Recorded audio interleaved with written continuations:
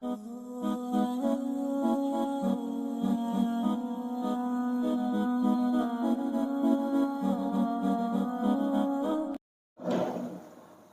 doakan orang di depannya, tapi doanya jangan pakai mulut.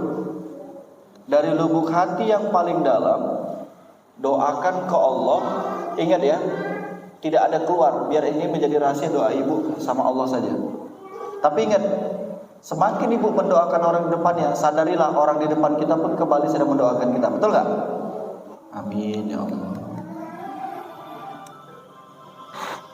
Ya Allah, sehatkanlah fisik orang di depan saya ya Allah,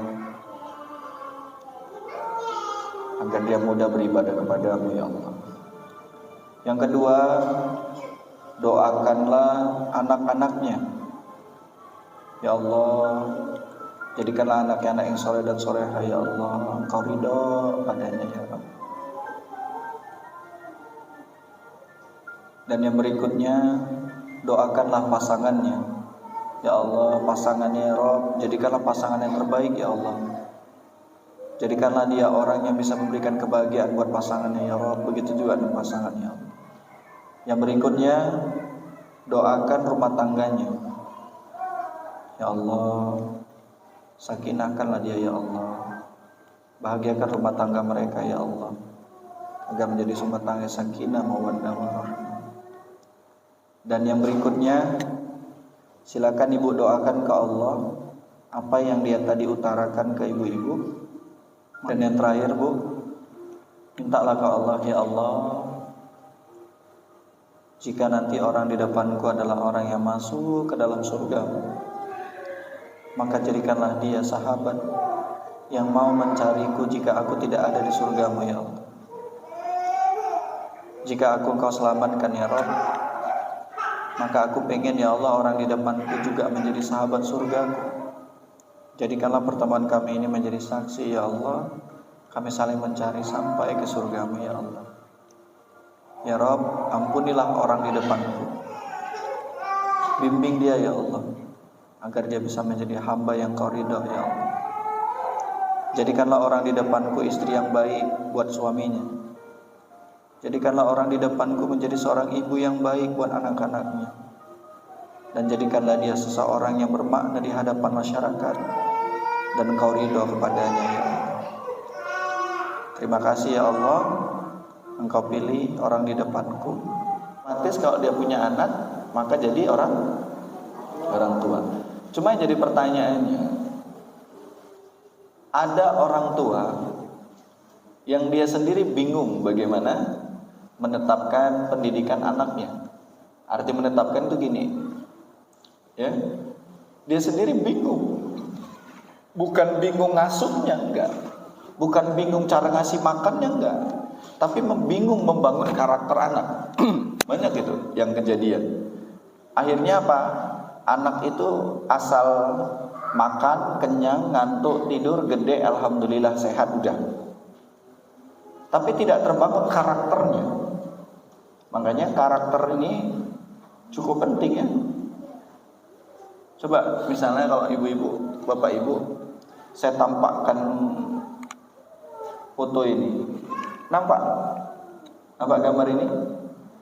Apa pendapat bapak ibu melihat gambar ini?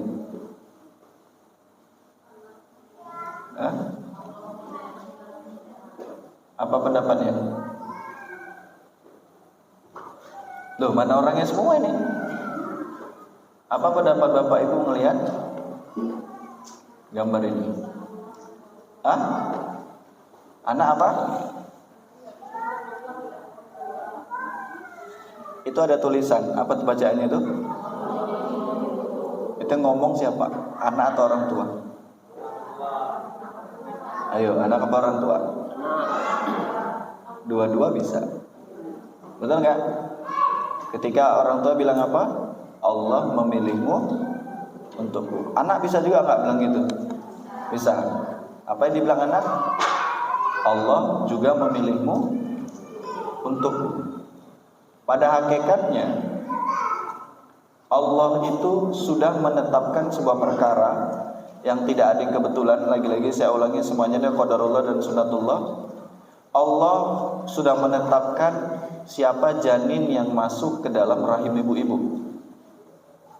Ya, Allah sudah tetapkan siapa janin itu. Dan kalau sudah menentukan itu adalah Allah, maka satu takdir janin di alam alam rahim itu ada di surat 16 ayat 78 itu. Ayatnya itu sebelah kanan di tengah itu kalau nggak silap saya. Apa kata Allah? Wallahu akhrajakum min butuni ummahatikum la ta'lamuna syai'a. Apa kata Allah? Dan Allah mengeluarkan kalian dari dalam perut ibu kalian. Bilangin siapa itu? Kita semua. Dan Allah mengeluarkan kalian dari dalam perut ibu kalian la ta'lamuna syai'a, dalam keadaan tidak tahu sesuatu apapun. Artinya apa? Enggak tahu apa-apa. Karena kita enggak tahu apa-apa, maka Allah sampaikan lagi di ayat ini, wa ja'ala lakumus sam'a wal absar wal afidah. Apa kata Allah? Aku berikan kamu, aku ciptakan, aku jadikan pendengaranmu, aku jadikan pandanganmu, dan aku jadikan hati nuranimu, la'allakum tashkurun, kata Allah, agar kamu menjadi orang yang bersyukur. Makanya dari sini dapat disampaikan, seorang janin yang ada dalam perut ibunya sudah yang pertama sekali aktif indranya adalah indra pendengaran. Apa?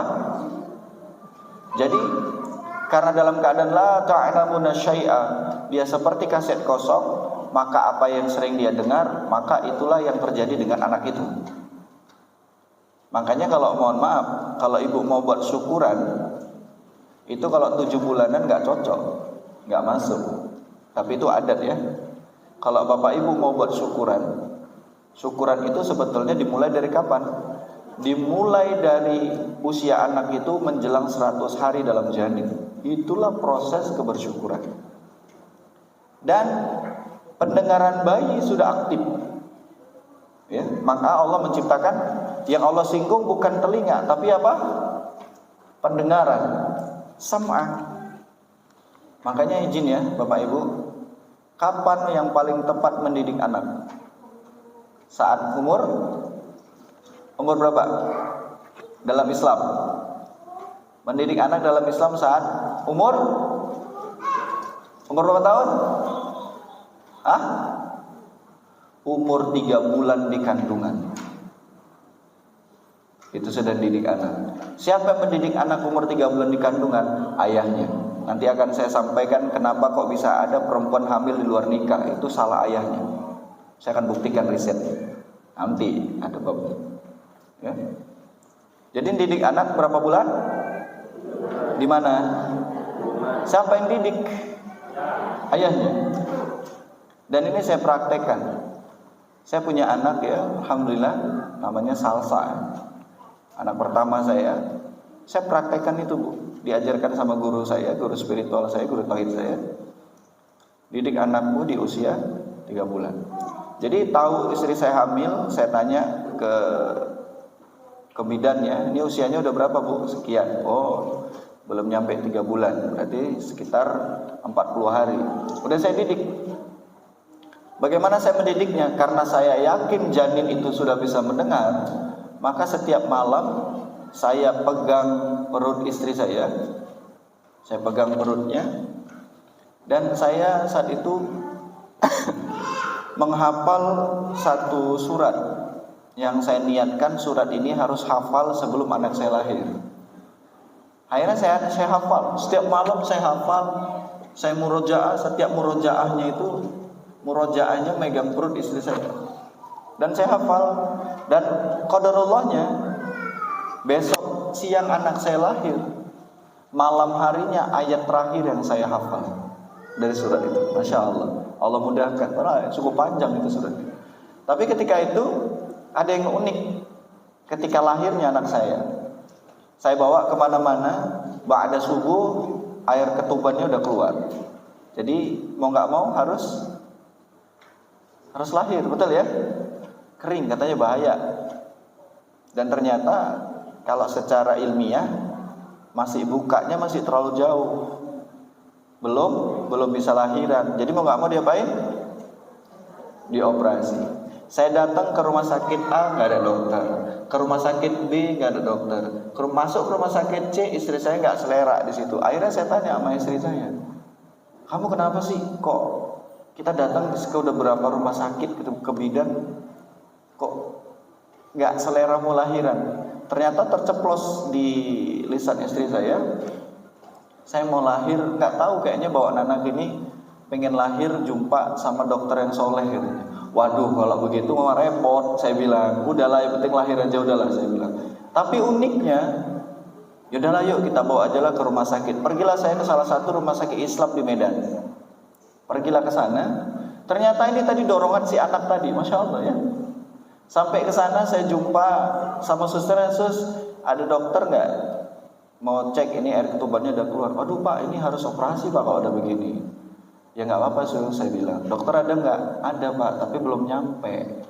Bapak mau nunggu. Jam berapa? Nggak lama deh, malah setengah jam. Ya udahlah nggak apa-apa, saya bilang. Saya tunggu.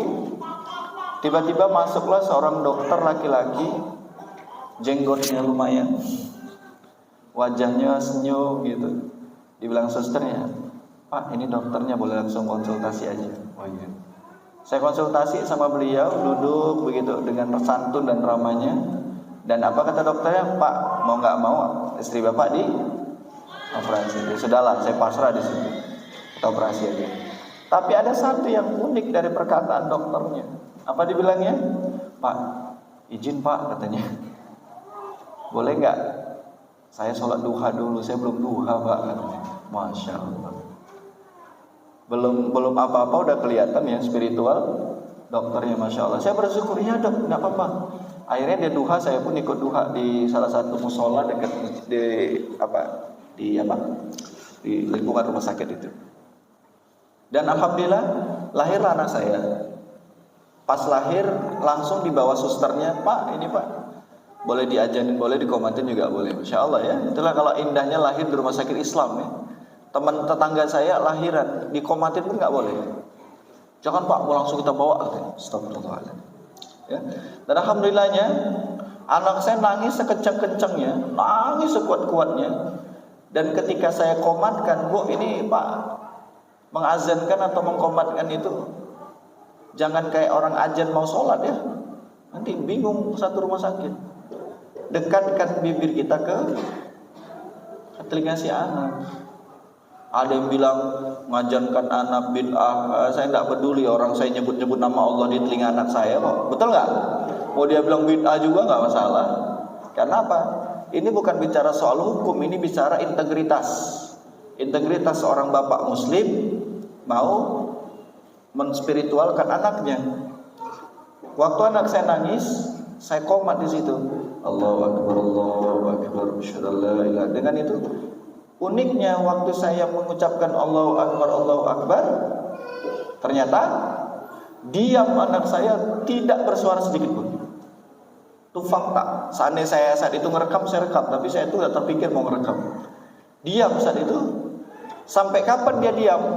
Sampai terakhir kali saya mengucapkan La ilaha illallah. Sampai terakhir saya mengucap kalimat itu, barulah anak saya nangis lagi. Dari situ saya konsultasi sama guru spiritual saya, Ustaz, saya melakukan begini-begini. Apa kata dia? Iya, anakmu sedang mengulang memori-memori selama di alam rahim. Lihat, ternyata benar. Ternyata hafalan anak saya cukup mendengar, anak saya hafal. Saya murotal di mobil saya, anak saya cuma dengerin. Tapi pas dia main-main di main-main di ruang TV itu, tapi main-mainnya sambil murojaah. Saya tanya, Sasa pernah hafal surat ini? Enggak. Lo kok hafal? Ya kan dengerin yang Abi putar kan. Masya Allah. Sekali dengar anak saya langsung terhafal. Masya Allah. Dan anak saya umur 2 tahun ya, itu sudah hafal surat An-Naba 40 ayat. Umur 2 tahun, ngomongnya masih celat. Amma ya talun, anenda baina, masih gitu-gitu ngomongnya, tapi udah hafal sampai 40 ayat. Masya Allah. Anak saya belum sampai Quran ini, masih SD ya anak saya. Tapi juz 30 udah putus dibuat. Masya Allah. Kok bisa? Saya udah ngajarin. Ada saya suruh murojaah? Nggak ada. Ternyata inilah hikmah mendidik anak, membiasakan apa yang dia dengar, maka sejatinya itulah karakter si anak. Masya Allah ya. Jadi Bu, saya mau nanya, siapa yang di sini yang anaknya dalam kandungan sudah dididik sama ayahnya? Katakan. Hah? Oh, nggak ada yang mau ngaku ya, tawadhu semuanya, Masya Allah. Hati-hati ya. Anak itu dalam keadaan la ta'lamuna syai'an, nggak tahu apa-apa. Anak itu seperti kaset kosong. Orang tuanya lah yang menentukan anak itu seperti apa. Sip, akan kita bahas. Terus apa katanya? Baru si anak ngomong apa? Aku dipilih. Ngapain? Yuk, 1, 2, 3.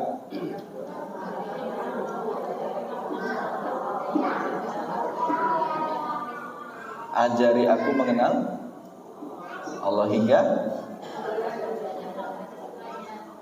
sampai ke Bu, coba jawab jujur Pak. Pengennya yang mana? Kita bawa anak ke surga atau anak yang bawa kita ke surga? Ayo. Pengennya yang mana? Hah? Mau kita yang ditarik anak atau kita yang bawa anak? Hah? Kita yang tarik anak? Dua-duanya boleh, tapi ada perbedaan di situ. Bu, kita terkadang pingin ahli surga ya, tapi kelakuan kita Ibu yang jawab sendiri ya. Apa sebabnya? Karena ada racun yang masuk. Bu, kalau minum Bapak Ibu, saya bilang, Bu, minum Bu, di dalamnya ada racun, mau minum nggak? Nggak. Kenapa? Karena yang namanya racun itu berbahaya, mematikan. Tapi ternyata ada racun yang berbahaya kepada anak. Bu, saya mohon maaf ya, mohon izin. Ibu mau nggak ngasih racun di makanan anak? Nggak mau. Kalau ibu ngasih racun di makanan anak, dia keracunan, masih bisa dibawa ke rumah sakit. Betul? Walaupun Allah alam terselamatkan atau tidak. Tapi ada racun yang paling bahaya daripada racun makanan. Racun apa? Nih, racun apa? Ada kelakuan orang tua yang itu bisa merusak karakter anak. Bahkan itu bisa membangun karakter buruk pada anak. Dan itu sebabnya adalah karena ada sikap orang tua. Saya bukan mencari salah orang tua, tapi hari ini kita pelajari adalah bahaya orang tua yang itu bisa menjadi racun buat anak. Bu, kalau anaknya, izin ya, kalau anaknya seandainya anaknya, ya bahasanya itu nakal lah, yang repot siapa? Orang tua atau tetangga? Semua ikut repot, tetangga pun ikut pening lihat anak kita, betul? Ya, Masya Allah. Dan semua itu karena ada racun karakter. Apa racun karakter yang terjadi sama anak? Biasanya sering terjadi sama orang tua yang suka begini. Apa? Mengancam anak itu akan membuat rusaknya karakter anak. Biasanya kata yang keluar apa? Awas kau ya, awas kau ya. Betul? Jika anak sering dengan kata ancaman, maka membuat anak itu akan lebih mudah menjadi pembangkang. Serius. Apalagi ngancamnya pakai apa? Kayu. Bu, anak dulu mas sekarang beda. Kalau sama kita dulu disuruh pakai kayu nurut, betul nggak? Anak sekarang balik kayu itu diambilnya. Ya. Kalau orang tua dulu bilang apa? Anak duralek katanya gitu ya. Suara apa ini? Ya. Jadi orang yang suka mengancam anak, maka itu akan merusak karakter anak. Udah ngancam, ngapain? Mohon maaf ya, anak SD itu nggak boleh sering-sering dibentak, karena bisa memutus urat saraf baik beliau. Dan putusnya urat saraf anak yang sering dibentak itu sama seperti pengguna narkoba aktif. Astagfirullah. Di sini ibu-ibu nggak ada yang bentak anak ya? Nggak ada ya? Di sini nggak gitu ya? Mengancam, membentak, dan ujungnya apa? Menasihati sambil, Bu, saya jujur, Pak, jujur ya.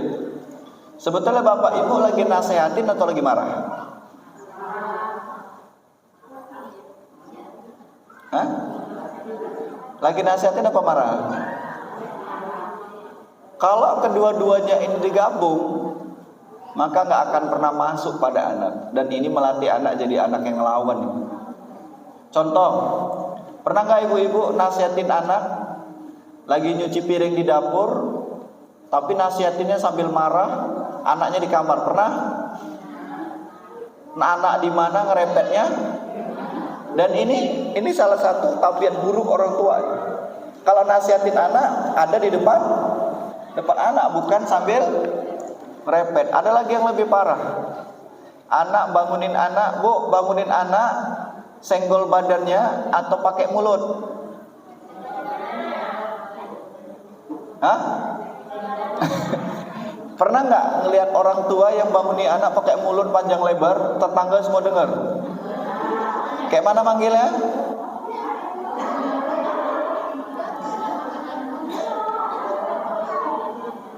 Hati-hati ya. Yang membuat anak itu akan mudah ngelawan jika manggilnya aja dengan marah. Padahal bangunin anak bisa aja kan? Pakai apa? Pakai tangan. Ingat nggak dulu, Bu? Pernah nggak, ada nggak di sini yang ngalamin bangunin anak? Dulu waktu kita masih anak-anak dibangunin pakai sapu lidi, pernah nggak? Ya, maksudnya orang tua kita, bangun gitu, pernah nggak? Saya ngalamin tuh pakai sapu lidi gitu, bangun. Gitu. Orang tua dulu santun ya, bangunin anak, datangi anaknya bangun. Nah, kalau kita nggak, sambil masak pun bisa bangunin pakai apa? Cerita. Bangun, kok nggak sekolah kau? Udah jam berapa ini? Insya Allah ya. Ada yang ngalami gitu? Nggak ada ya. Orang mana yang kayak gitu, Bu? Orang sana.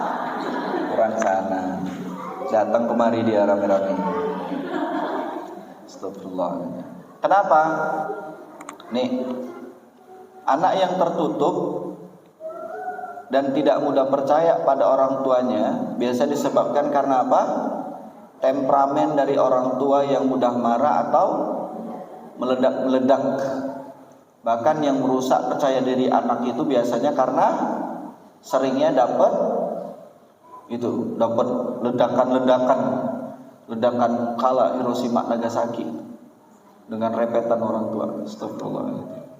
Dan itu akan membuat anak, ya mohon maaf ya, itu akan membuat karakter anak jadi nggak mudah percaya diri. Karena apa? Sering dapat bentakan, dapat marah, Masya Allah. Bahkan yang lebih parah lagi, hindari kekerasan fisik. Memukul anak dengan benda atau tangan hingga menampar, mungkin Anda berpikir untuk mendisiplinkan, namun psikologinya akan berubah, di mana ia akan berpikir bahwa kekerasan fisik sah dilakukan untuk menyelesaikan masalah. Ini pernah kejadian waktu saya dulu jadi guru ya. Saya jadi guru di salah satu rumah tahfiz. Ada seorang ayah, ini adik-adik di kondisi ada seorang ayah datang bawa anaknya sambil nangis. Ternyata dia sambil marah ngomong ke saya, dibilangnya, "Mualim, ini coba nasihatin dulu anakku, aku udah pening, gak sanggup lah aku nasihatin anakku." "Kenapa Pak?" Saya bilang, pening lah aku. "Kenapa?" "Masa temennya disepak sama dia, jatuh sampai patah tangannya, datang orang tuanya ke rumahku, dilabraknya lah aku, ketahuan terdengar sama satu kampung itu. Malu aku." Pernah ada yang ngalami gitu? Saking bandelnya anaknya, disepaknya anaknya. Ternyata apa? Ternyata simpel aja. Ternyata saya tanya, "Pak, pernah nggak bapak nyepak anak?" Ternyata dia bilang, dia jadi ingat, "Oh iya, dulu aku pernah pulang kerja, aku tengok anakku belum pulang, main-main di tali air, kayak tali sungai kecil gitu. Dia naik, aku sepak." Nah, berarti maksudnya apa? Karena disepak, akhirnya apa?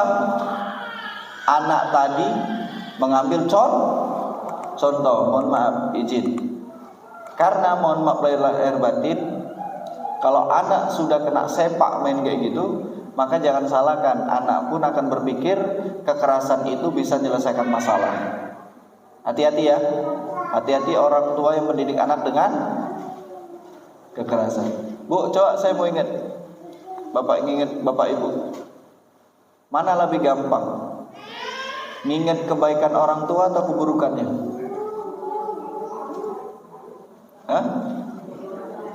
Ingat salah orang tua atau ingat baik orang tua? Coba jujur, mana yang paling gampang diingat? Baiknya apa salahnya? Bapak Ibu jawablah. Bapak Ibu yang tahu. Tapi secara psikologis, manusia ini lebih mudah mengingat buruk daripada yang baik. Dan sifat manusia ini biasanya lebih mudah ingat yang dilarang daripada yang disuruh. Contoh, saya jauh, Bapak Ibu jalan aja di Sukamaju ini ada tulisan, "Jangan tengok kiri." Nengok nggak? Ya itu, makin dilarang makin dibuat. Itulah sifat kita. Akhirnya anaknya jadi apa? Tidak bergairah. Terus cuek, apa lagi? Terus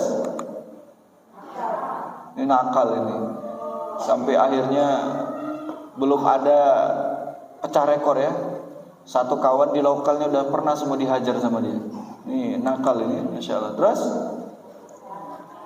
kenapa tertekan? Karena sering ngasih target. Terus bangkang berontak. Karena apa Pak? Anak lebih membutuhkan contoh dibandingkan kritik. Coba, sebetulnya kita ini lebih banyak mengkritik anak atau ngasih contoh? Bapak Ibu lah yang tahu ya. Karena apa? Orang tua yang bijaksana selalu menyadari bahwa dirinya adalah cermin besar sang anak. Jadi apa yang Bapak Ibu lakukan, maka sejatinya itulah yang anak lakukan. Ini ada cerita ibu-ibu ke saya. Dia minta tolong bantuin anaknya yang udah SMP bongkar isi lemari. Pas bongkar isi lemari, terdapatlah sama anak tadi ini rok mini yang dulu ibu-ibu pernah pakai nggak? Nggak pernah ya? Rok mini. Lalu si anak nanya, "Mak, ini rok siapa?" Mamanya bilang apa? Mungkin nggak dibilang ini rok istri Pak RT? Mungkin nggak? Rok siapa dibilang maknya? "Iya, rok mama dulu ini." Tahu nggak anaknya bilang apa? "Loh, berarti dulu mama pakainya kayak gini." Kan dulu nak. Ternyata itu termindset. Ketika si ibu tadi menyuruh anaknya berpakaian yang sopan, langsung disental anaknya bilang apa? "Alah, mama dulu pun rok mini juga nih mama pakai." Hati-hati. Riwayat jahiliyah kita dulu jangan tertinggal di rumah. Itu jadi apa? Pelajaran. Masya Allah ya. Bapak-bapak yang dulu masih hobi pakai baju gambar tengkorak, Tuh, singkirkan itu. Zaman-zaman jahiliyah. Ya. Buat ibu-ibu yang pakai baju apa? Ibu lah yang tahu ya. Yang kalau pakai baju itu polisi tidurnya nampak semua. Ibu lah yang tahu ya. Jangan nampak depan anak, itu nanti akan termindset serius. Oke? Bu, mau jadi orang tua seperti apa? Jujur Bu, ibu pengen jadi anak yang sukses atau anak yang soleh? Jujur aja. Sukanya yang mana? Sukses apa soleh? Juara 1 atau soleh? Suruh milih mama lah dua-duanya. Bu, kalau boleh jujur, senang gak jadi orang tua? Ada senangnya ada enggaknya. Senang? Hah? Senang? Senang ya? Tapi kenapa kok stres sekali saya tengok? Senang. Senang kan? Masya Allah ya, senang ya. Suka duka mendidik anak itu luar biasa ya. Makanya izin, mohon maaf lahir batin, Bu, Pak, izin ya. Kalau anak itu lasak, berarti anaknya yang bahaya itu kalau anaknya apa? Diam aja. Kalau anak-anak lompat-lompat sofa, naik spring bed, lompat-lompat, ibu seneng Pak, karena anaknya asal jangan orang tua. Kalau orang tua yang lompat-lompat dong tabiat itu. Namanya anak-anak. Anak-anak main di masjid ribut jangan dimarahi, dinasehati. Ini enggak, anak-anak ribut, udah kau pulang aja kau sana. Udah bapak kau gak ke masjid, kau ribut pulang. Nanti Pak begaduh nanti Pak. Ya, nggak boleh gitu ya Pak PKM. Ada nak Pak PKM? Nggak boleh. Anak-anak itu suruh tertib, karena nanti mereka yang membuat mereka apa? Menjadi penerus Masjid Hidayatul Ansor ini ya. Insya Allah. Jangan dimarah-marahin. Macam nggak pernah kecil aja. Padahal kita lebih parah dulu waktu kecil nih di masjid. Betul? Ngalamin nggak Pak? Di masjid ya. Sampai mic aja pernah disembunyiin. Karena apa? Perebutan ajar. Masya Allah. Baik. Apa yang ditemukan? Rasa apa yang ditemukan jadi orang tua? Mudah-mudahan bahagia. Sip. Baik ya, Bu. Sebelum masuk di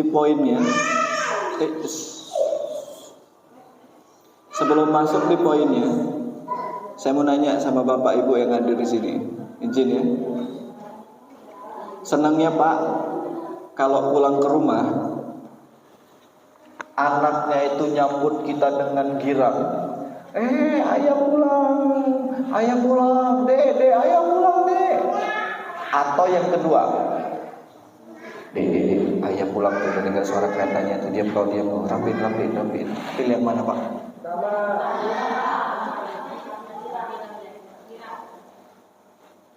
Yang girang atau yang kedua? Yang pertama kan? Tapi ada nggak karakter di rumah tangga yang begitu? Ada seorang ayah sampai makannya pun nggak boleh deket mana. Ayah makan jangan ganggu. Astagfirullahaladzim. Ada nggak ayah gitu? Jujur aja.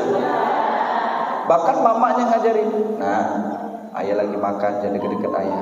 Bu, membangun konteks kedekatan sama anak justru saat sedang makan. Jadi kalau kita lagi makan, anak kita deketin, bahkan nyuil, biarin aja. Namanya juga anak-anak. Bi, mau lah Bi itu, kasih. Ini enggak. Bi, mau lah itu. Udah makan atau belum? Orang tua makan pun ganggu aja kau. Loh, mohon maaf Pak, ini orang tua sama mama udah gagal duluan. Tapi pernah nggak ketemu yang begitu? Di Rorinata nggak ada yang kayak gitu. Tempat lain ada. Pak, kalau dia makan Pak dekat sama kita, biarin aja. Itu membangun psikologisnya dekat sama orang tua. Ya. Dan salah satu penyebab seorang anak perempuan gampang dihamilin pacarnya Itu disebabkan karena waktu masih kecil jarang dapat pelukan dari bapaknya. Ayo. Anak umur di bawah 10 tahun jarang dapat pelukan ayah, nanti dia nggak akan segan-segan dipeluk dengan laki-laki yang bukan haknya. Astagfirullahaladzim. Masya Allah ya. Pak sering meluk ayah anak ya Pak? Sering. Santai aja Pak, nggak usah marah.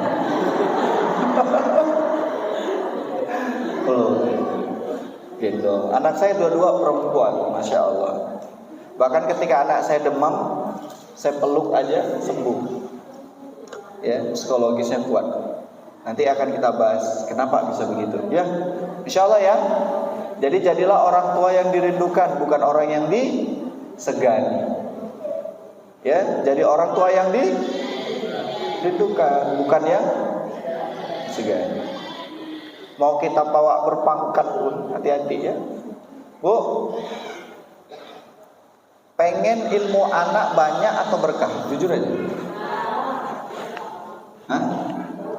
Ilmu anaknya berkah atau banyak? Yakin? Mau tahu tipsnya supaya anaknya berkah? Nih, orang tua yang gagal membuat ilmu anak berkah adalah ketika dia sudah menempelkan pangkatnya di anaknya. Contohnya apa? Nah, kau tahu kan bapakmu siapa? Nanti kalau kau macam-macam anak kau diapain di sekolah, kau bilang sama ayah. Orang tua yang gagal adalah ketika dia sudah menempelkan pangkat bapaknya untuk dipakai si anak kemana-mana. Ya orang tua gagal. Bahkan ilmu anak tidak berkah jika orang tua sudah menunjukkan wibawanya di depan gurunya. Ada nggak yang gitu? Kalau anaknya disenggol sedikit bilang apa? Sampai ngapain kau? Mak, aku diapain guruku mak? Siapa gurumu itu? Hebat kali. Ini dia udah nggak berkah itu. Ibu menitipkan anak ke sekolah.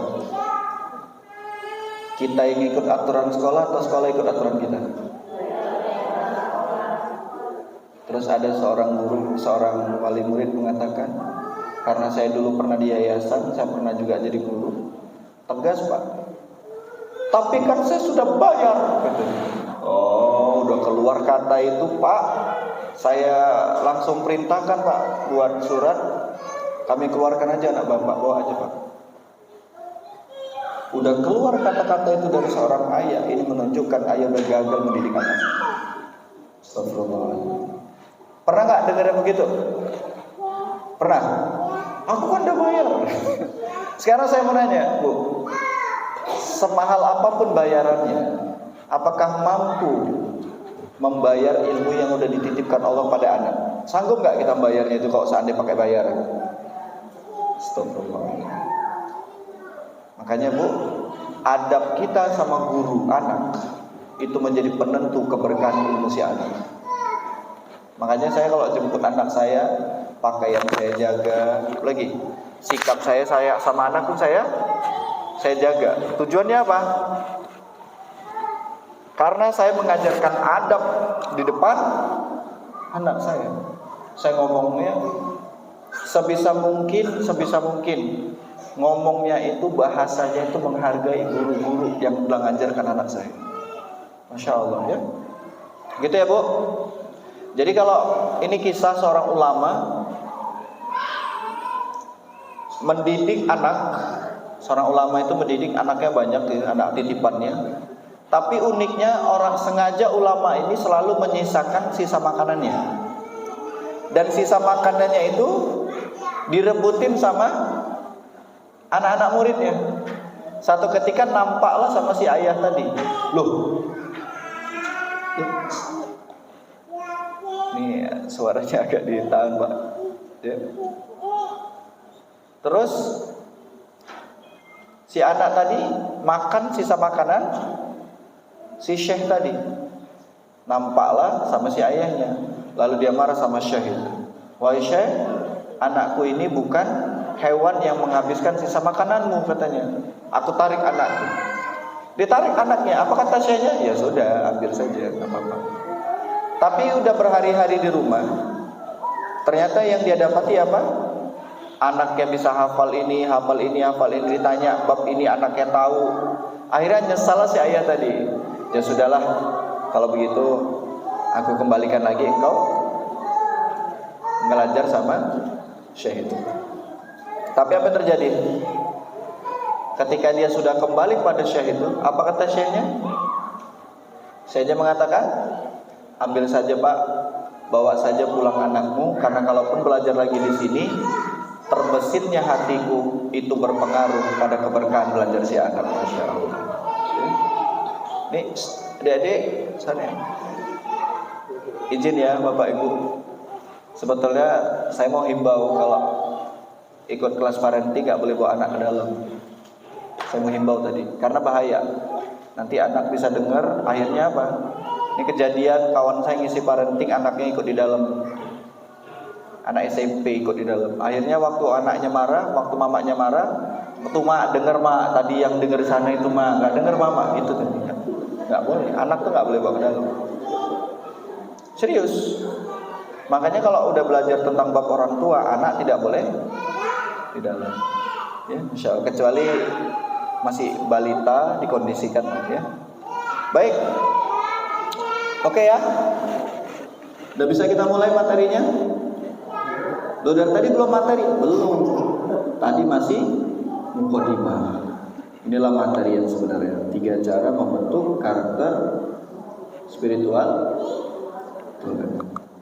Baik ya. Ada 3 sentuhan. Yang pertama, sentuhan apa? 2, 3, fisik. Spiritual, ucapan, fisik. 3 cara inilah yang membentuk karakter anak kita menjadi religius. Jadi saya udah buktiin sama anak saya. Jadi udah sampelnya ada. Saya ngomong gini bukan berarti udah duluan ini ya Bu, duluan ngerasa didik anak, bukan. Dek, izin suara Dek. Ini sebetulnya kajiannya hikmat, tenang gitu ya. Bahkan izin ya, sebisa mungkin itu fokus seperti itu. Karena ini bukan kayak seminar-seminar parenting ya, bukan. Ini kalau ada gurunya boleh dibantu kondisi ini. Gak ada gurunya ya. Baik. Sentuhan apa yang pertama? Spirit. Ini dia. Sentuhan spiritual. Bagaimana sentuhan spiritual itu? Yang pertama harus kita sadari dulu bahwa apa itu? Baca. 1, 2, 3.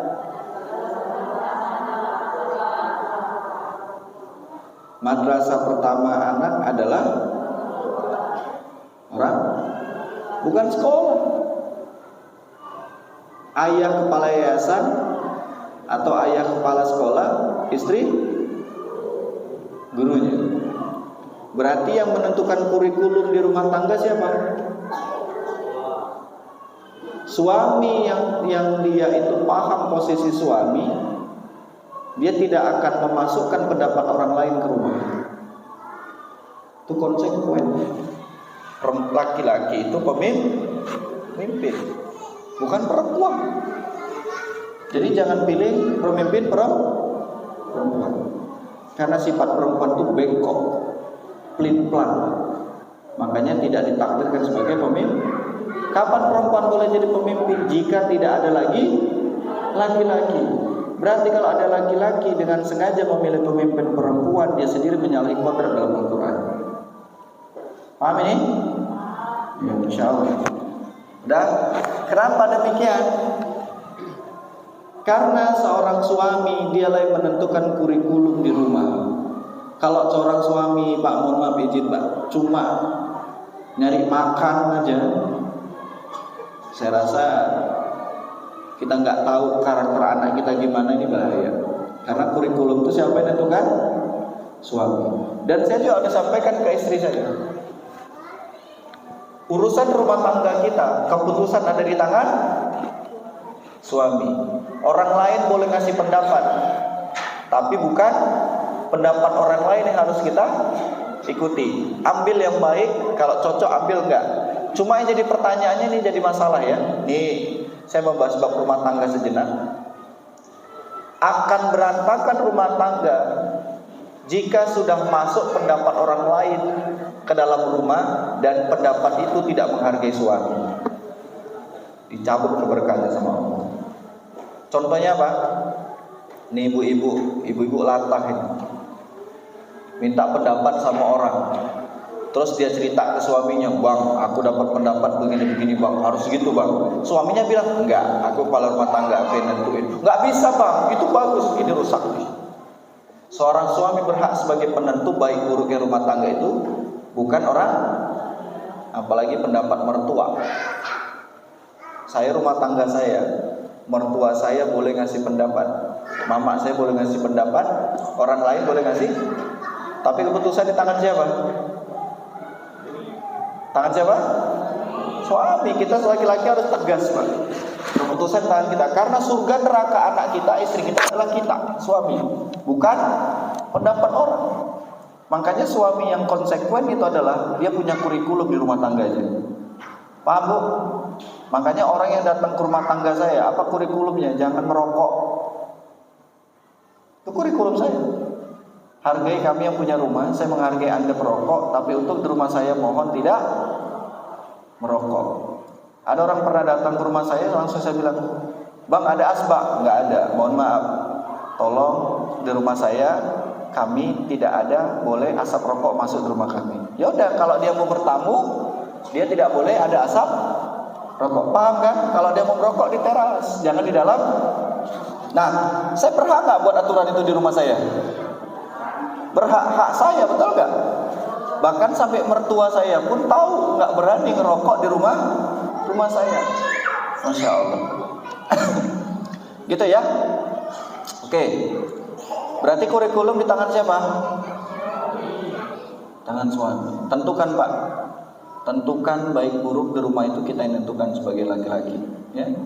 Bahkan mohon maaf ya, jika istri sudah ngotot membawa pendapat orang tua atau mertuanya ke rumah, siap-siaplah akan retaklah kebahagiaan rumah tangga itu.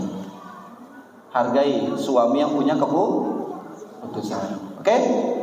Bisa Bu? Jangan paksa ya dengan pendapat kita. Yang kedua apa? Prestasi akademis penting, tapi nilai modal, moral, adab dan akhlak jauh lebih. Saya aja pernah Bu makan kepedesan,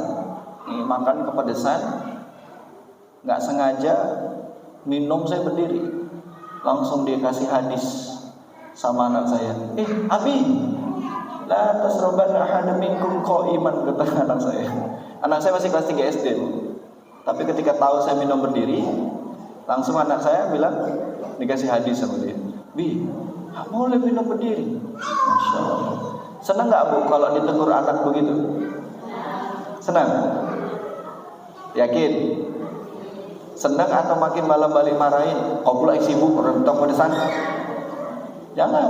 "Oh iya maaf, Abi lupa. Oh Abi nih." Gitu. Dan itu menunjukkan akhlak kita di depan anak. Apalagi?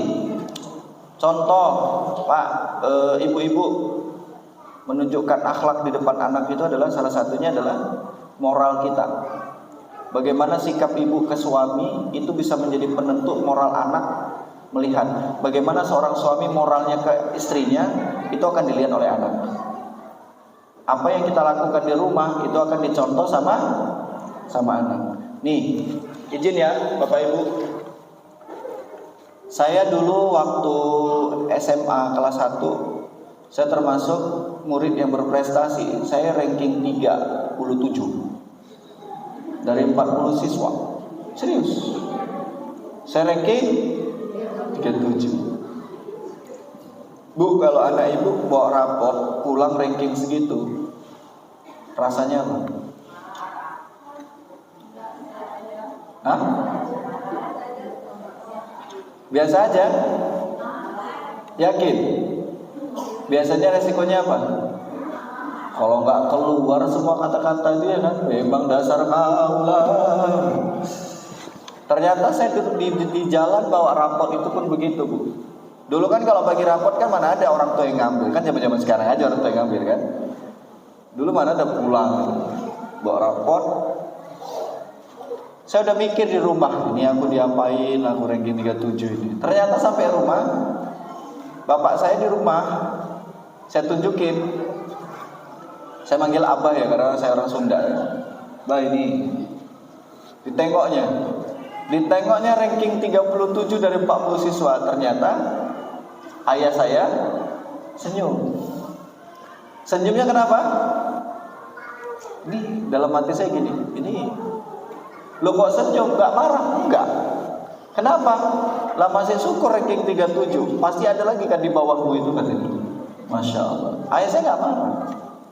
Tapi apa kata beliau? Ini saya ingat kata-katanya. Cuma semester berikutnya kalau bisa angka 3-nya digantilah angka 2. Jadi ranking 20-an, jangan ranking 30-an. Nah, saya mau nanya Bu, ini orang tua saya lagi ngapain? Lagi ngapain? Orang tua saya itu sedang memberikan contoh bahwa jangan menyudutkan anak. Nah, udah penting nanti semester berikutnya dirubah angka 3-nya jadi angka 2. Ternyata benar. Saya naik-naikan kelas, mau naik kelas 2, ranking 29 atau berapa lah. Senang gak? Pas saya ranking 20-an, saya pulang, itu senyum-senyum, bawa rapot. Mungkin tetangga pada nengokin. Ini senyum-senyum bawa rapot, ranking, pasti ranking ini. Padahal dia nggak tahu ranking.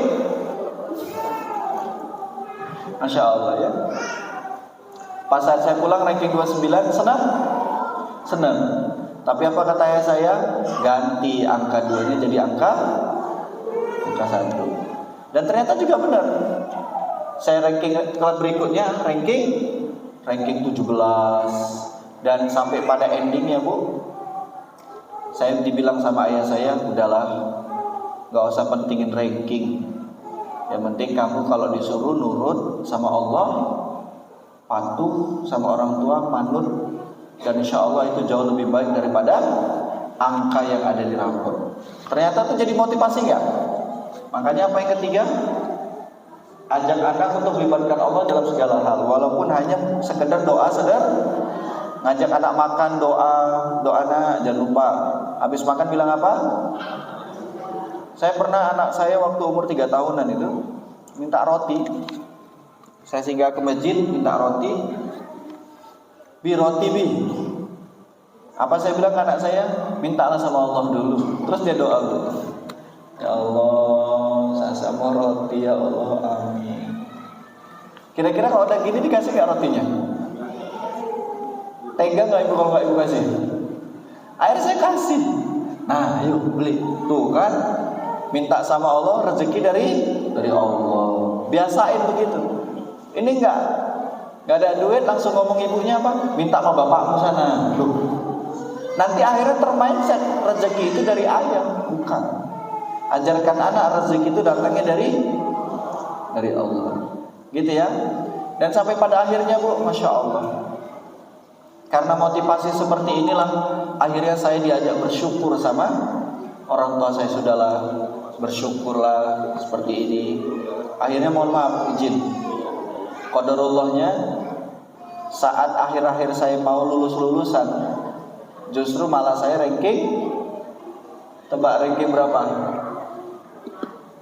Ayah saya udah gak ada lagi nyuruh ranking. Tebak saya ranking berapa? Ranking 1. Duh, itu 1. Ya, saya nggak ranking 1 Bu di sekolah, tapi saya ranking 1 sekabupaten. Masya Allah. Kok bisa ya? Ranking 38, bukan ranking 1 di sekolah, tapi semua sekolah di kabupaten itu nilai saya paling tinggi. Masya Allah. Kok bisa? Tahu rahasianya? Ternyata rahasianya adalah melatih spiritual agak, masya Allah. Jadi ibu, kalau bapak-bapak ajak anaknya ke masjid, kalau ibu-ibu suruh anaknya ke masjid, dan biasakan dengan bahasa yang santun. Kalau udah azan matikan TV, itu biasakan tuh. Maghrib matikan.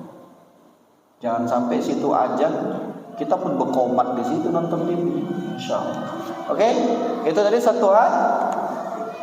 Yang kedua, sentuhan kata. Nah, apa sentuhan kata itu? Yuk baca, 1, 2, 3. Ajak bicara yang, kalau saya jemput anak saya, belajar apa tadi nak? Ini, oh ini, itu bahasa sih. Terus nampak kan? Hindari kata menyudutkan, membandingkan, dan nggak boleh kita menyudutkan anak. Oh bodoh kali kau tuh, nggak boleh sih. Apalagi apa? Membanding-bandingkan. Tengok tuh si Fulan bisa kayak gitu, kau jangan. Karena setiap anak punya kelebihan masing-masing, betul? Dan setiap anak juga punya kekurangan. Dan yang terakhir apa? Nggak boleh merendahkan. Karena sejatinya anak itu bukan disuruh merendahkan, mentalitasnya jadi motivasi semangat berjuang, bukan menang atau. Jadi kalau anak ibu ikut lomba, apa motivasinya? Semangat. Nah, yang penting jangan mikirin menang atau kalah, yang penting berani tampil. Itu salah satu semangat berjuang. Nah, baru yang berikutnya ini akan saya bahas yang agak, ya mohon maaf ya, agak sensitif nih. Bu, pernah dengar gak kata ini?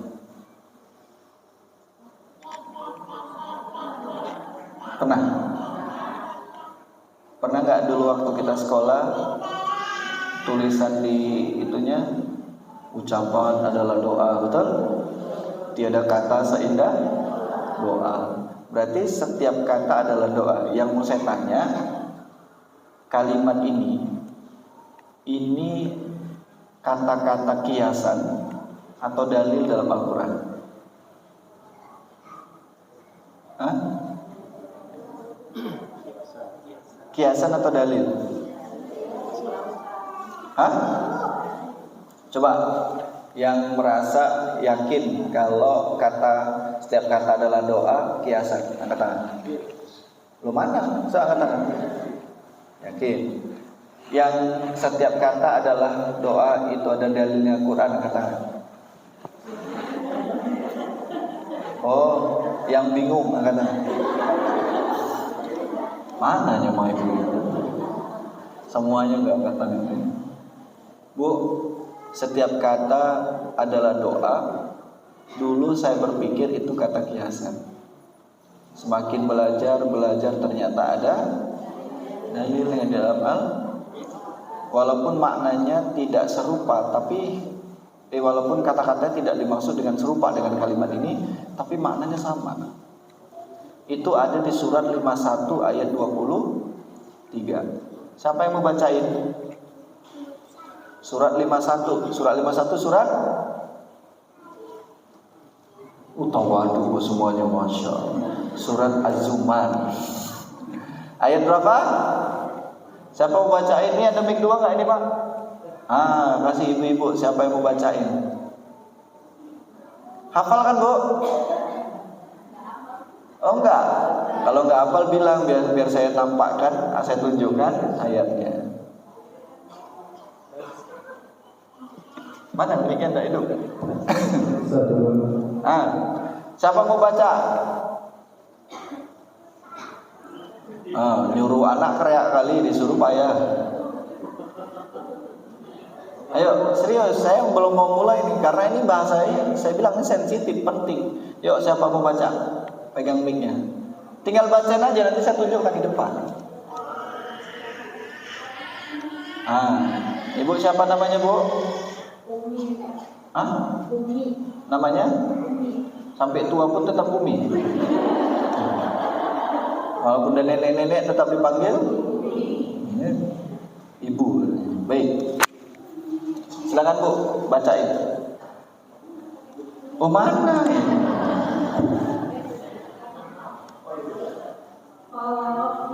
Bu, baca bismillah apa sih Bu ya Allah? Adabnya adab. Yuk. Yuk semuanya yuk bertawuz. A'udzu billahi minasyaitonir rajim. Bismillahirrahmanirrahim. Farabbis samaa'i wal ardi innahu lahaqqun mithla ma annakum tantiqun. Masya Allah. Ini bangga suaminya ini. Nah, baca artinya. Maka demi Tuhan langit dan bumi sungguh. Maka demi Tuhan langit dan ini berarti Allah lagi ngapain? Bersumpah. Terus Sungguh apa yang dijanjikan pasti akan terjadi seperti apa yang kamu ucapkan. kalau ada orang tua ngomong bandelnya kau ini, bandel itu. Memang nggak bisa lah kalau dibilangin, nggak bisa. Karena apa? Kita ngucapin itu pasti akan terjadi seperti apa yang kamu. Coba ada pernah ngomong gini gak ke anak? Ngajarin anak, membodoh kali lah, kau tak bisa lah, kau diajari mampus aja lo udah kau. Kena lah ini anaknya. Udah bodoh, Astagfirullah. Yuk tobat yang udah pernah ngomong gitu ke anak. Astagfirullahaladzim. Untung ibu-ibu sini gak ada kayak gitu ya kan? Untung aja gak ada kan? Gak ada? Hati-hati ya. Ibu ngomong kayak gitu terjadi karena mulut orang tua ini kalau orang dulu bilang apa? Asin, langsung terasa, langsung dapat dampaknya apa yang kita ucapkan. Astagfirullahaladzim. Bu, izin ya. Sekali-sekali atau sering? Astagfirullahaladzim. Jangan-jangan hari ini kelakuan anak kita begini karena tingkah mulut kita sendiri. Astagfirullahaladzim. Malas sekali kok disuruh. Malas lah. Namanya ngomongnya apa? Bu, gantilah dengan kata-kata yang positif. Gimana ganti dengan kata yang positif? Biasakan sama anak itu jangan pernah nyuruh, tapi boleh. Yang kedua, ajak. Nah, sholat, jangan. Yuk, sholat, yuk. Bisa dipahami? Dan selalu kata terakhirnya adalah kata yang baik. Misalnya anak itu nakal, lompat di atas genteng misalnya, di atas sofa. Bilangnya itu, nak diam, jangan gitu. Bilangnya apa? Nak duduk tertib yang sopan. Bahasanya apa? Kalimat terakhirnya kata yang positif. Misalnya anak ribut, jangan bilang jangan ribut, nanti anak itu kenapa? Karena kata-kata terakhirnya kata-kata apa? Pernah gak ibu ngomong itu? Jangan ribut. Lama-lama anaknya makin. Karena apa kata terakhirnya? Ganti. Nah, tertib. Bisa ini? Bisa dirubah kata-katanya? Positif. Ya, apalagi contohnya kata-kata yang sering terjadi saya dengar di lapangan ini. Selalu kata-katanya itu dengan kata-kata kotor. Jangan-jangan bandelnya anak kita itu karena doa gitu. Dasar kau anak hantu. Mana bilang hantu? Mama siapa? Bahkan lebih parah lagi. Siapa disebutnya?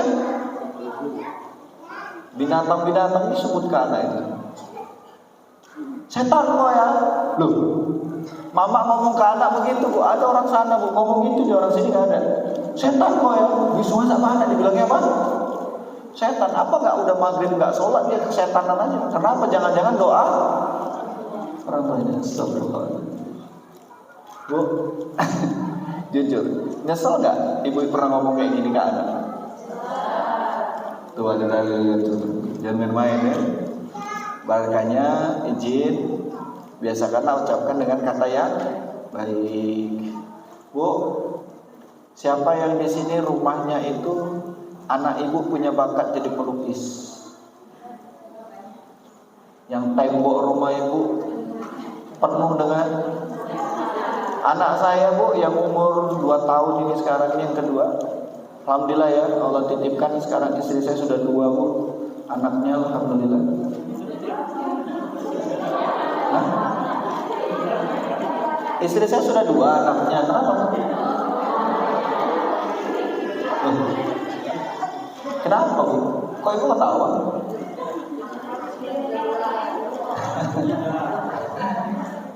Alhamdulillah ya, istri saya sudah 2 anaknya. Alhamdulillah. Bukan istri saya 2, Bu, istri saya 1. 1 aja payah ngabisinnya, mana lagi mau 2 ya. Masya Allah. Apa bisa bilang tadi? Bu, kalau rumah anak ibu dicatnya diisi dengan gambar-gambar yang nggak jelas, nikmatin aja, Bu. Nanti satu saat kalau anak itu udah dewasa jadi kenang-kenangan itu. Tapi bukan pula tak dicet lah. Maksudnya ibu jangan marah. Tetap kasih tahu, nah kok dicoret-coret. Ini. Nah akhirnya beli karena papan tulis coret-coret lagi. Tapi itu kreatif, betul nggak? Dia tahu bagaimana caranya memfungsikan spidol pulpen. Dan Bu, anak-anak dikasih duit dia langsung jajan, itu anak cerdas. Betul nggak? Nggak, saya dulu berpikir kok gitu sih. Ternyata secara psikologis anak itu cerdas karena dia tahu memfungsikan uang itu untuk apa? Untuk jajan. Yang parah itu kalau punya anak manutnya luar biasa. Kok manut luar biasa? Nah, jangan keluar ya nak. Iya mak. Nah, duduk diam. Iya mak. Nah, tidur. Iya nak. Kok nggak bangun nak? Belum bapak suruh. Ini anak pau namanya. Nggak makan nak, kan belum mamak suruh. Ya itu makan depan, kan belum mamak suruh makan. Jangan-jangan ngunyah pun nggak ditelan, sebelum tunggu di suruh. Karena pau itu Jadi kalau anak kita itu dikasih uang jajan itu namanya kreatif. Yang bingung itu dikasih duit dia bingung. Nanya duit, tuh apa duit ini mak? Tuh jajan, apa bisa? Ini anak-anak. Jadi wajar ya Bu, kalau anak ibu dikasih uang dia jajan, cuma dibatasin, jangan berlebihan. Saya pun Bu, kalau ngajak anak saya misalnya jajan gitu kan, dia boleh milih apa aja, tapi tetap dibatasin. Tidak boleh harganya di atas 5.000, misalnya kalau bawa ke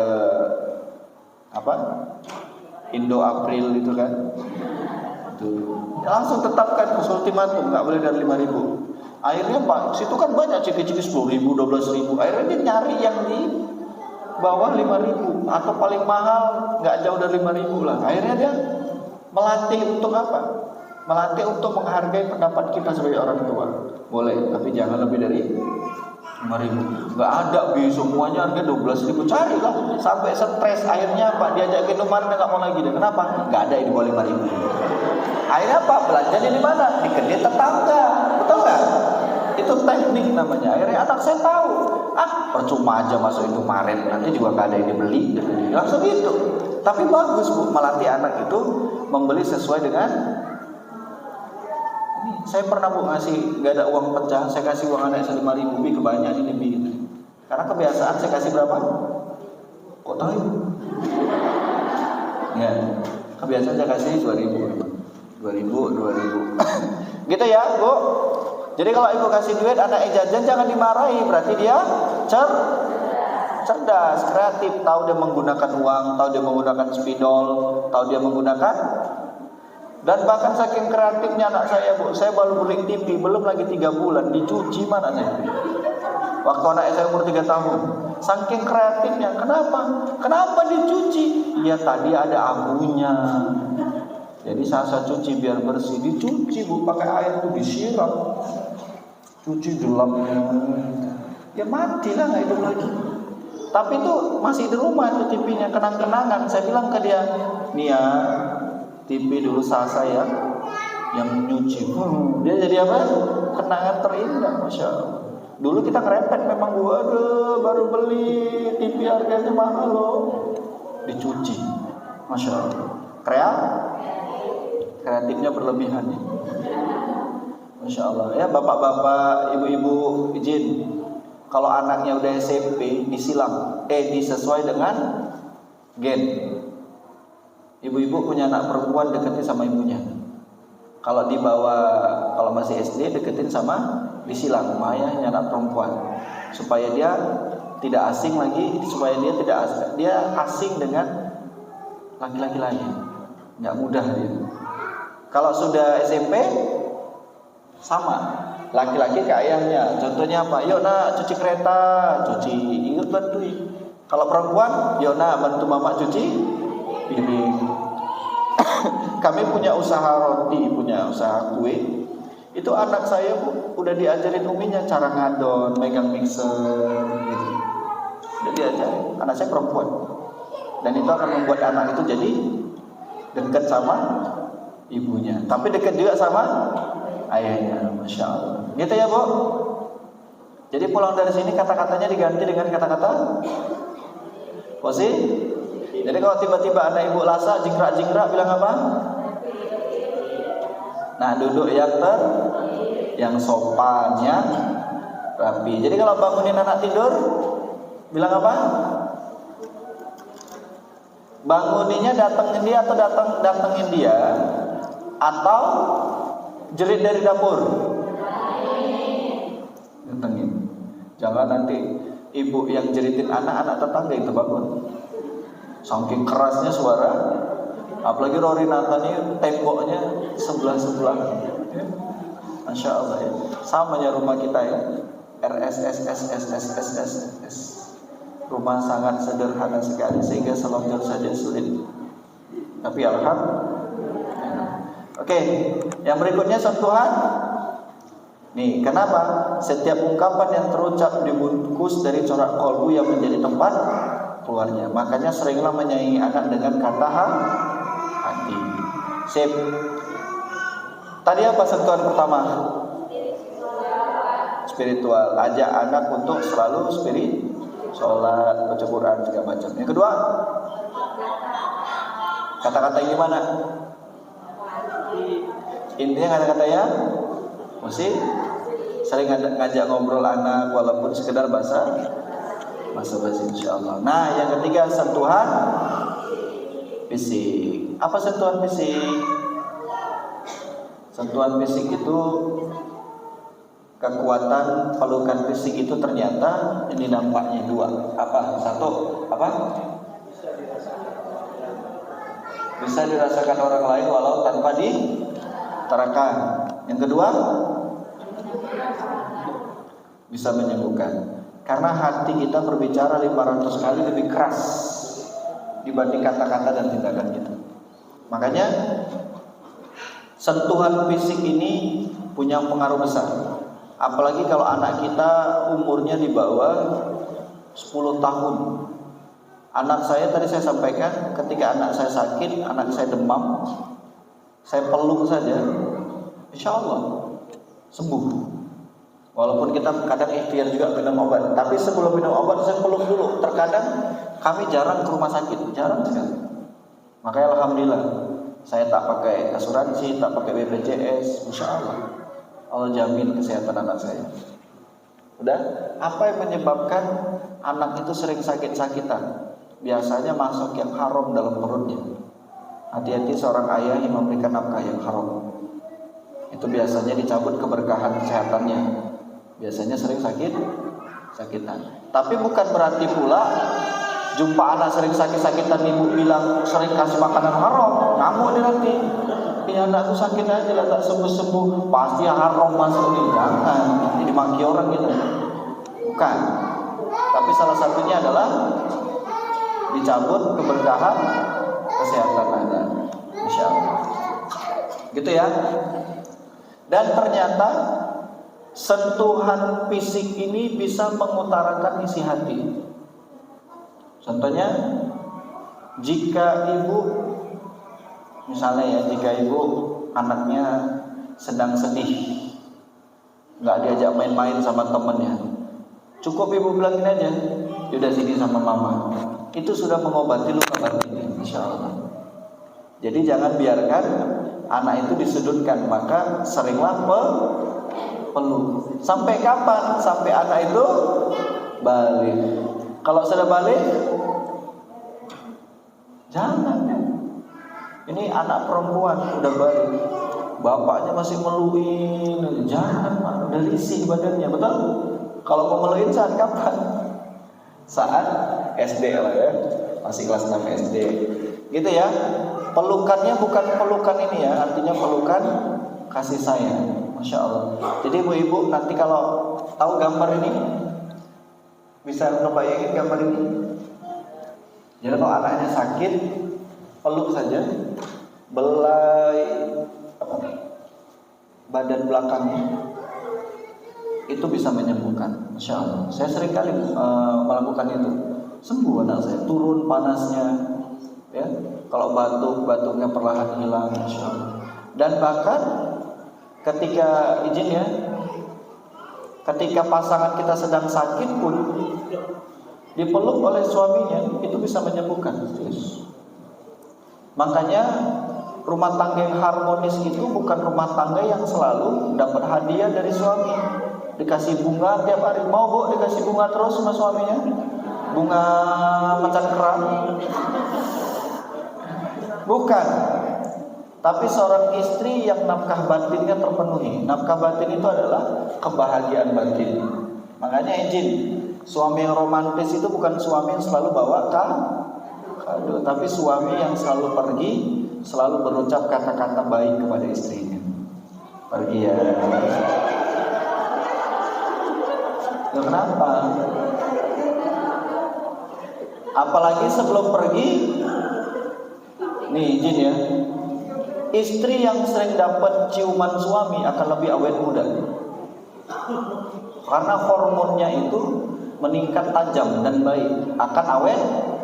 Jadi kalau ada perempuan yang usia masih muda tapi mukanya tua, berarti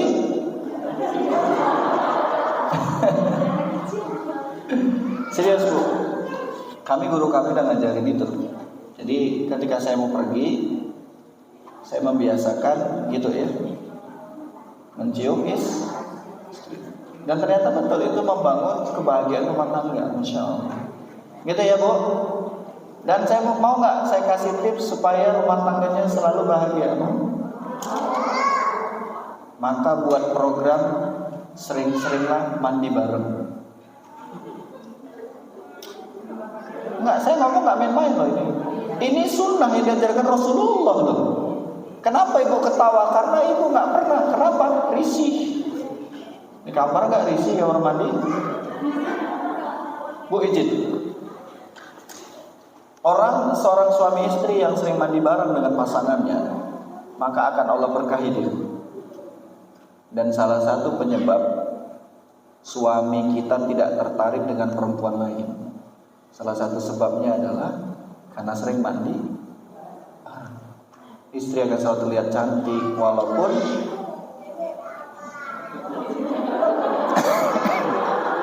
Bapak Ibu yang jawab. Ya walaupun tak secantik bidadari, tapi untuk sekelas untuk Rorinata udah jadilah itu. Izin ya bu, serius. Sering-seringlah mandi. Jadi pulang dari sini apa yang Bapak Ibu lakukan? Enggak, serius loh.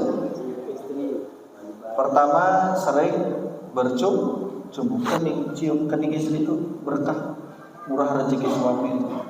Yang kedua, ajak mandi bareng. Yang ketiga, sering makan bareng dengan suami, sepiring berdua. Ya nggak kenyang tambah lagi lapar. Ibuku kayak gitu pun diajari. Ya nggak kenyang tambah lah, orang rumah sendiri kok kenapa? Masa saya ajarin lagi kayak gitu? Bu, serius. Ternyata makan bareng itu, yang pertama makan bersama, makannya barengan sama, beda piring. Tapi usahakan minimal aja, nggak usah sering-sering. Ibu sebulan sekali aja lah makan bareng, masya Allah. Itu jadi satu ini ya, secara psikologis menyatu. Mau marah nggak jadi marah. Jujur Pak, saya nanya sama Pak Kupon, bapak-bapak di sini, senang nggak dapat istri yang cerewet? Lo kok ketawa? Enggak. Senang nggak dapat istri cerewet? Pak, saya ingin sampaikan, kalau kita menikahi istri yang cerewet berarti selamat. Bapak menikahi wanita perempuan. Karena perempuan itu satu hari kata-katanya 20.000. Sementara laki-laki 7.000. Berarti yang paling banyak menggunakan kata-kata siapa? Makanya perempuan itu sambil kerja bisa sambil ngerepet. Betul nggak? Nonton TV aja bisa ngerepet, betul nggak? Nah, mampus kok kan, kena kok kan, habis lah kok. Karena perempuan itu kuotanya banyak, jatah kata-katanya banyak. Makanya perempuan itu jika dia tidak pandai menggunakan lisannya, dia akan mudah jadi penggibah. Betul nggak? Yang rajin gibah itu perempuan apa laki-laki sih? Biang gosip itu perempuan apa laki-laki sih? Jadi gibah boleh nggak? Boleh.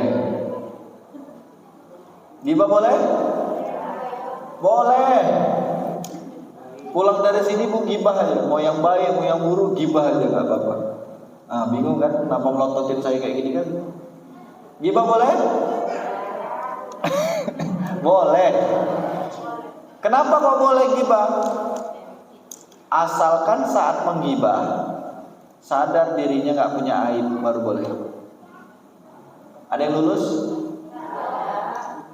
Bu, kalau kita aja punya aib ngapain sih bu nyeritain? Aib orang. Ini jangan sampai dapat julukan wartawan nggak punya kantor. Wartawan nggak punya kantor, ada aja berita sebenarnya. Ada yang lebih parah lagi. Gibah nggak ngaku gibah. Contohnya apa? Maaf ya, bukan maksud ceritain orang. 3 jam dibahas di situ. Itu apa namanya? Bu, izin ya. Kalau Allah mau menampakkan kejelekan seseorang, maka akan Allah tampakkan 3 hal pada dirinya. Allah tampakkan 1 di wajahnya, 2 ditampakkan di lisannya, 3 ditampakkan di kelakuannya. Makanya orang suka gibah itu pasti mukanya jelek, walaupun didempul dengan MS Glow. Jelek bukan parasnya, jelek nggak enak ditengok. Makanya izin ya bu, orang yang suka gibah itu akan Allah cabut keberkahan wajahnya. Ayo wajah keimanannya nggak nampak. Ibu pernah nggak ngeliat orang rajin gibah, mukanya kayak mana? Nah jangan tengok orang sebelahnya, muka ingin. Mohon maaf, itu ditampakkan Allah. Yang kedua ditampakkan dari lisannya. Yang ketiga ditampakkan Allah dari kelakuannya. Orang yang sudah dicabut wajah berseri keimanannya, senyumnya pun pahit. Makanya mohon maaf ya, orang yang nggak pernah mau senyum itu biasanya nggak pernah mentraktir orang. Loh apa hubungannya? Pokoknya kalau orang yang sulit senyum biasanya nggak pernah mau traktir orang makan. Kenapa? Karena yang gratis aja pelit, apalagi suruh bayar. Dia serius loh. Orang yang sulit senyum itu begitu ya. Senyum gratis nggak? Coba senyum makanan kirinya. 1, 2, 3 coba cek. Yuk 1, 2, 3 senyum makanan kirinya.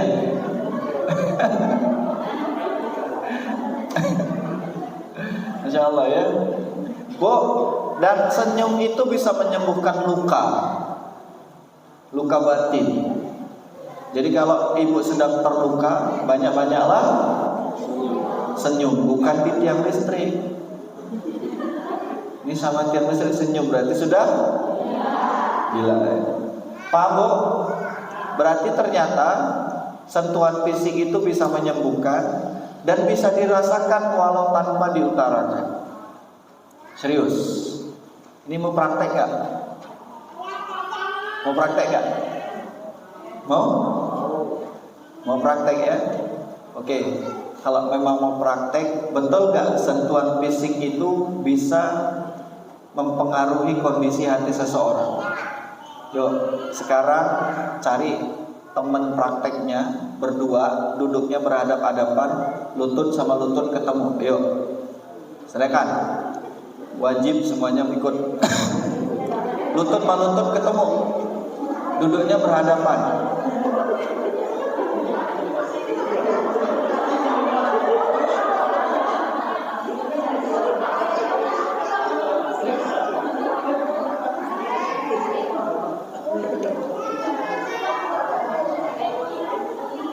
Udah? Ada yang gak ada pasangannya? Kalau gak ada pasangannya bercermin dulu. Masa orang ini gak ada pasangannya tuh ibu tuh, datengin, pindah duduknya.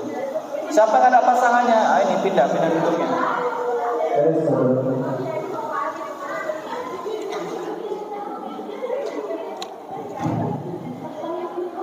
Cek, udah.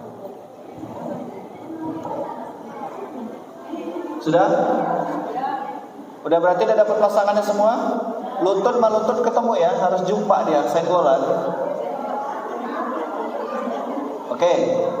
Tanpa ada suara.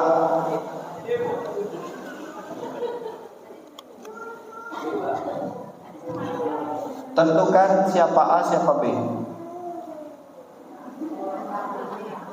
Nah, tentukan A, B itu begadang kalian.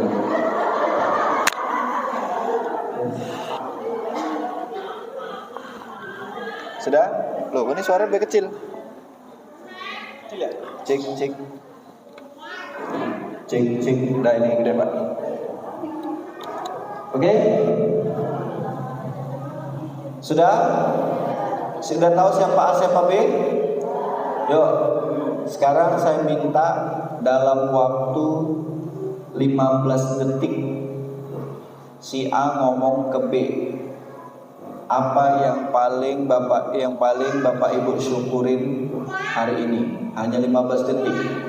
1, 2, 3. Kegedean ini kaki kita.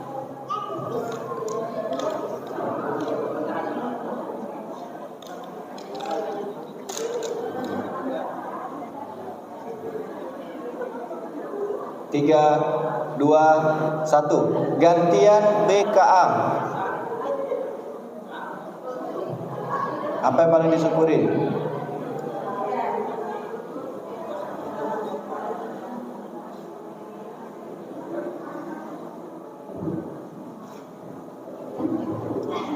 Tiga, 2, 1. Oke, selesai. Bu, udah saling mengungkapkan kesyukuran? Oke. Sekarang yang ini lebih sensitif, jangan kedengeran sama orang. Udah ada yang terasa hatinya? Nah, suara apa ya? Ini aja Pak apa? Cek. Jelas Bu suara saya? Kayaknya jelas yang tadi Pak. Kurang enak. Ini aja nggak apa-apa. Mic tadi mana? Sudah? Cek. Sudah? Nah, ini jelas ya. Nah, tadi kan masih A sama B. Tadi kan ngucapin apa? Syukuran. Sekarang saya minta pada Bapak Ibu mengutarakan isi hati si A ngomong ke B dalam waktu 30 detik. Masalah apa yang sedang Bapak Ibu hadapi hari ini. Tapi garis besarnya saja. Garis besar. Misalnya contoh, saya ada sakit, saya mengalami rumah tangga kurang baik. Jangan curhat ya. Saya rumah tangga saya kurang baik. Kau tahu kan lakiku kayak mana juga. Ini bukan garis besarnya aja. Ibu boleh ungkapin, karena nanti kan sama-sama saling ungkapin. Dan bilang juga boleh, saya punya hutang. Boleh. Alah sesama berhutang aja malu kalian. Enggak, nanti ada rugi kalau nggak Ibu sampaikan. Nanti ada momen terakhir yang berkaitan dengan masalah itu. Dan misalnya apa lagi? Misalnya saya ini loh hati saya nggak tenang. Bisa? Yuk. Yang si B cukup dengerin aja. Sudah? Si B cukup dengerin aja, jangan dilawan. Saya punya masalah utang, banyak juga utang gue ya. Paham ya? Yuk, 30 detik ceritakan garis besarnya saja. Si A ngomong ke B. 1, 2, 3. Cek. Jangan dengar sama orang sebelahnya ya.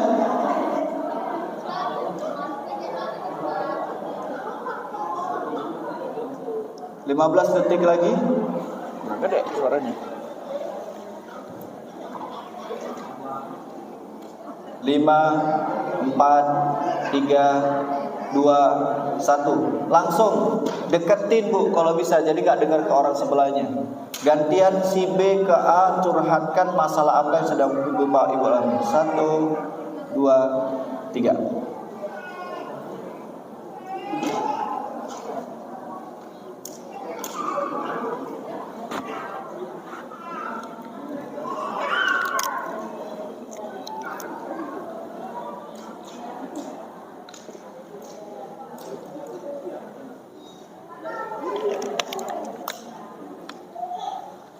5, 4, 3, 2, 1. Selesai. Oke? Nah, Bu, tadi udah diutarakan semuanya. Dan sekarang saya minta kepada Bapak Ibu semua, sentuh bagian yang paling nyaman dari orang di depannya. Pegang lututnya boleh, pegangan tangan boleh. Sudah? Pokoknya harus saling sentuhan. Sudah? Sekarang saya minta cukup ikutin saja perintah saya. Hening semuanya, tidak ada yang bersuara. Ibu doakan orang di depannya, tapi doanya jangan pakai mulut. Dari lubuk hati yang paling dalam, doakan ke Allah. Ingat ya, tidak ada keluar. Biar ini menjadi rahasia doa ibu sama Allah saja. Tapi ingat, semakin ibu mendoakan orang di depannya, sadarilah orang di depan kita pun kembali sedang mendoakan kita. Betul gak? Yuk, sekarang kita akan membuktikan bahwa hati ini akan bisa dirasakan tanpa diutarakan. Yuk, sekarang semuanya tarik nafas dulu dari hidung, pelan saja. Lepaskan dengan mulut, lepas hamdalah. Alhamdulillahirabbil alamin. Yuk, sekarang saya minta kepada Bapak Ibu doakan orang di depannya.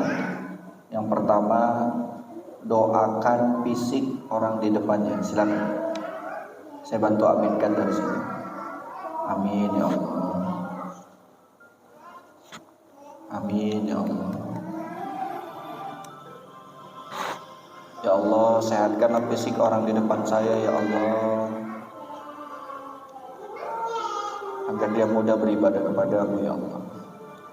Yang kedua, doakanlah anak-anaknya. Ya Allah, jadikanlah anaknya anak yang soleh dan soleha ya Allah. Engkau ridho padanya ya Allah. Dan yang berikutnya, doakanlah pasangannya. Ya Allah, pasangannya ya Rabb, jadikanlah pasangan yang terbaik ya Allah. Jadikanlah dia orang yang bisa memberikan kebahagiaan buat pasangannya ya Rabb. Begitu juga dengan pasangannya ya Allah.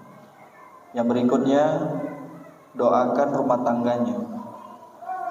Ya Allah, sakinahkanlah dia ya Allah.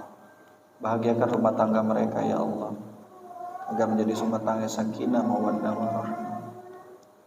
Dan yang berikutnya, silakan ibu doakan ke Allah apa yang dia tadi utarakan ke ibu-ibu, masalah yang dia utarakan. Minta sama Allah untuk dimudahkan pertolongannya. Silakan. Ya Allah, tadi dia cerita ya Allah, orang di depanku punya masalah A. Minta sama Allah, minta doanya ya Allah. Amin ya Allah.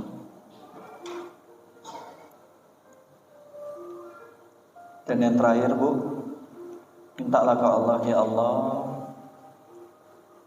jika nanti orang di depanku adalah orang yang masuk ke dalam surga, maka jadikanlah dia sahabat yang mau mencariku jika aku tidak ada di surgamu ya Allah. Jika aku Engkau selamatkan ya Rabb, maka aku pengen ya Allah orang di depanku juga menjadi sahabat surgaku. Jadikanlah pertemuan kami ini menjadi saksi ya Allah, kami saling mencari sampai ke surgamu ya Allah. Ya Rabb, ampunilah orang di depanku, bimbing dia ya Allah, agar dia bisa menjadi hamba yang Kau ridho ya Allah. Jadikanlah orang di depanku istri yang baik buat suaminya. Jadikanlah orang di depanku menjadi seorang ibu yang baik buat anak-anaknya. Dan jadikanlah dia seseorang yang bermakna di hadapan masyarakat dan Engkau ridho kepadanya ya Allah. Terima kasih ya Allah, Engkau pilih orang di depanku yang menemaniku hari ini. Sekarang tutup dengan lafaz hamdalah, alhamdulillahirabbil alamin. Dan sekarang saya minta buka matanya, lihat tatap orang di depannya, ucapkan terima kasih sudah mau doain saya. 1, 2, 3, dipeluk boleh. Makasih ya, makasih dan doain saya. Terima kasih, maafin saya ya jika ada salah saya, boleh. Saling memaafkan juga boleh.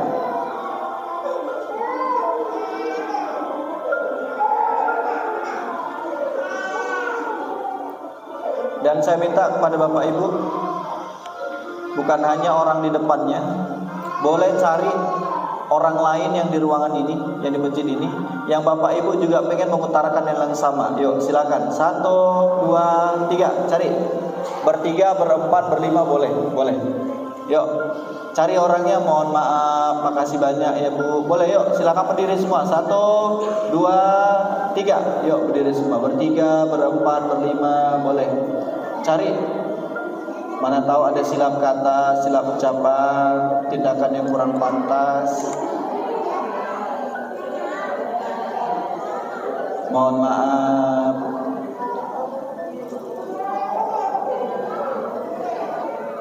Mungkin sesama ada bahasa yang kurang baik, ada ucapan yang kurang pas. Inilah momentum saling menguatkan dan saling memaafkan.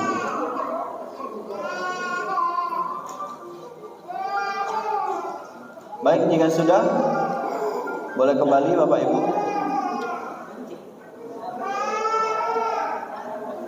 Sudah?